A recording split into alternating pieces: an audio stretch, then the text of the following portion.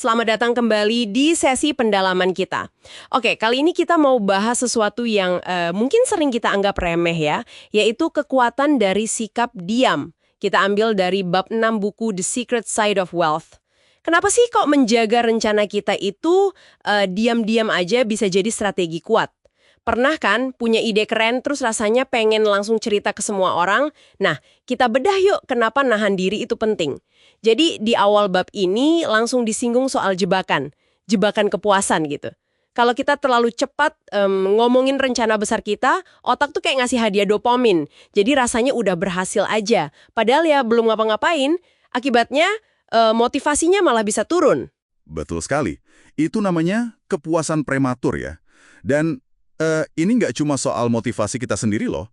Ada faktor lain yang juga krusial, yaitu pengaruh dari luar. Begitu kita umumin rencana, wah, kita buka pintu buat macam-macam energi eksternal. Energi eksternal? Maksudnya gimana tuh? Iya, bisa keraguan orang, rasa iri, atau bahkan harapan orang yang ketinggian.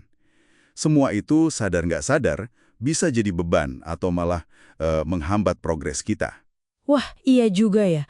Nah, ngomongin pengaruh luar, di bab ini ada contoh yang menurut saya cukup ekstrim tapi menarik. Soal tim basket Partizan dari Serbia. Mereka ini katanya bukan tim bintang, tapi kok jago banget di kandang. Sering ngalahin tim kuat. Apa rahasianya coba? Iya, itu menarik banget. Jadi diceritain gimana fans mereka itu bisa bikin atmosfer yang, wah, negatif banget buat lawan. Sangat intimidatif. Sampai tim lawan yang di atas kertas lebih jago pun bisa goyah mentalnya gitu. Bahkan sebelum main. Wow, itu nunjukin banget ya gimana energi kolektif dari luar bisa dahsyat dampaknya. Tepat. Dan prinsip ini, walaupun skalanya mungkin beda ya, bisa berlaku juga buat tujuan pribadi kita. Oke. Jadi maksudnya kalau kita jaga rahasia rencana kita, itu kayak kita bangun benteng gitu ya, buat ngelindungin ide dari serangan energi negatif tadi. Orang kan nggak bisa kritik atau raguin sesuatu yang detailnya aja mereka nggak tahu. Gitu. Iya, bisa dibilang gitu analoginya. Bukan berarti kita jadi paranoid ya, tapi lebih ke manajemen strategis aja. Kita jaga fokus sama momentum. Nah, di bab ini juga ada cerita bagus banget.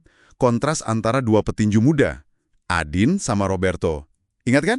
Oh iya, si Adin ini yang heboh banget ya. Di mana-mana posting soal latihannya, ambisinya juara, pokoknya bikin hype sendiri gitu. Benar, dia bangun ekspektasi publik setinggi langit. Tapi apa yang terjadi? Tekanan itu malah jadi bumerang buat dia. Akhirnya dia kalah di pertandingan penting justru karena tekanan itu. Nah, sebaliknya, si Roberto ini yang main aman ya, low profile gitu. Fokus latihan, nggak banyak omong. Kalau ditanya soal peluang juara, malah kayak merendah gitu, iya kan? tepat sekali, dia nggak punya beban ekspektasi dari luar yang gimana ya, yang berlebihan gitu. Jadi dia bisa fokus total ke persiapan, tandingnya lebih tenang. Hasilnya, malah dia yang juara. Cerita ini benar-benar nunjukin gimana diam itu bisa jadi keunggulan strategis. Ini bikin mikir ya, seberapa besar sih sebenarnya pengaruh omongan atau harapan orang lain ke kinerja kita? Kayaknya lebih besar dari yang kita kira deh. Jadi diam di sini bukan berarti pasif ya, tapi malah langkah aktif buat ngontrol lingkungan psikologis kita sendiri. Nah, itu dia intinya. Fokus ke prosesnya, bukan ke gimana orang lihat kita. Kayak kutipan Frank Ocean yang disebut di buku itu. Kerja keras dalam diam, biar suksesmu yang bikin ribut. Biar hasil aja yang bicara. Jadi poinnya bukan cuma jangan ngomong, tapi soal kendali. Kendaliin motivasi internal biar nggak dapat kepuasan palsu, sama kendaliin pengaruh luar. Entah itu yang negatif atau yang cuma ganggu fokus aja. Oke, jadi ringkasnya nih, bab 6 ini ngajarin kita kalau diam itu bisa jadi, ya, alat yang kuat lah. Alat buat jaga semangat, jaga fokus, dan ngelindungin tujuan kita dari polusi luar, plus jebakan puas duluan itu tadi. Betul. Nah, mungkin ini bisa jadi bahan renungan buat Anda yang dengerin. Coba deh pikirin tujuan Anda sekarang. Ada nggak sih pengaruh dari luar, entah itu keraguan, harapan, atau sekedar suara-suara orang lain yang mungkin tanpa sadar udah ngaruh ke langkah atau mental Anda? Terus, gimana kira-kira prinsip kekuatan diam ini bisa Anda pakai secara strategis?